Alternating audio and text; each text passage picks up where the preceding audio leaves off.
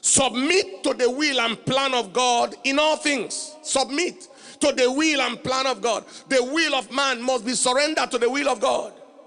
You cannot say, I'm a lord to myself and I want to do what I want to do with my life. Submit yourself to the will and plan of God in all things. Romans chapter 6 verse 16. Know ye not that to whom you yield yourselves servants to obey, his servants you are, to whom you obey, whether it is of sin unto death or of obedience unto righteousness. Lord, I give you my will. Many times when you submit your will to the will of God, you will look like a fool to people.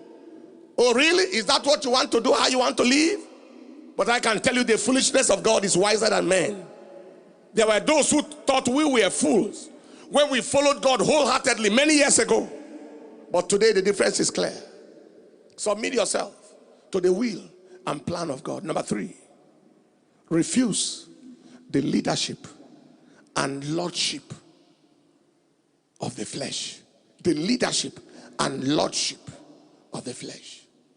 All your mates have a car. All your mates are driving this kind of car. Why don't you do whatever it takes to get a car? You say, no, I am not going to do it.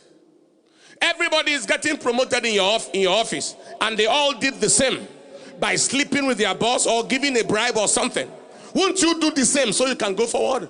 You said, no, I can't do that. Just do this so you can move there. No. Refuse the leadership and the lordship of the flesh. Romans chapter 8 verse 5 to 8. Romans chapter 8 verse 5 to 8. For they that are after the flesh do mind the things of the flesh, but they that are after the spirit, the things of the spirit. For to be carnally minded is death, but to be spiritually minded is life and peace.